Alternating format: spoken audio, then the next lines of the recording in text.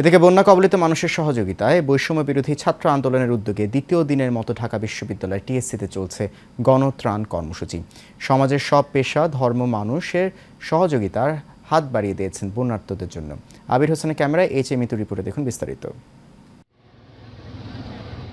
ভয়াবহ বন্যার কবলে দেশের দক্ষিণ পূর্বাঞ্চল। জীবন বাঁচাতে ঘরবাড়ি ছেড়ে অনেকেই আশ্রয় নিয়েছেন আশ্রয় কেন্দ্রে, আবার অনেকে কোমর থেকে বুক সমান পানিতেই বসবাস করছেন।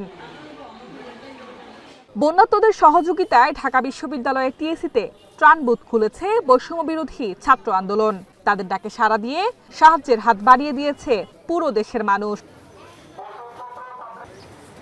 দুর্গত এসব মানুষের পাশে দাঁড়াতে নগদ অর্থ, শুকনো খাবার, প্রয়োজনীয় ঔষধ কিংবা কাপড়, যা কিছু আছে তাই নিয়ে সামিল হচ্ছেন বিভিন্ন শ্রেণী পেশার মানুষ। অনেক কাপড় চোপড় সব নিয়ে আসছি, আর এটা মানে খুবই কষ্টের, সেটা মনে করে নিয়ে আসছি। কিছু ত্রাণ নিয়ে আর কিছু বিকাশে দিলাম, খুবই খারাপ লাগছে। দোয়া করি যাতে খুব দ্রুত সমস্যার থেকে এই মানুষগুলো বেরিয়ে আসতে পারে। বন্যার্থ লোকদের জন্য আমি একটু খেদমত করতে আসছি, এটা গ্রেট অ্যাচিভমেন্ট ফর মি।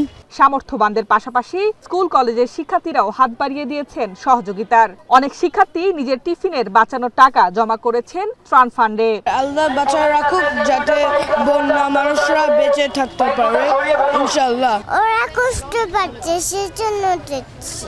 অনেকগুলো জামা কাপড় নিয়ে আসছে বন্যার্তদের সাহায্য করার জন্য। বন্যার্তদের কাছে ত্রাণ পৌঁছে দিতে পর্যাপ্ত যানবাহনের প্রয়োজন বলে জানিয়েছেন শিক্ষার্থীরা। দুর্গত মানুষের পুরোপুরি পুনর্বাসন না হওয়া পর্যন্ত ত্রাণ কার্যক্রম চালিয়ে যাওয়ার ঘোষণা দিয়েছেন তারা।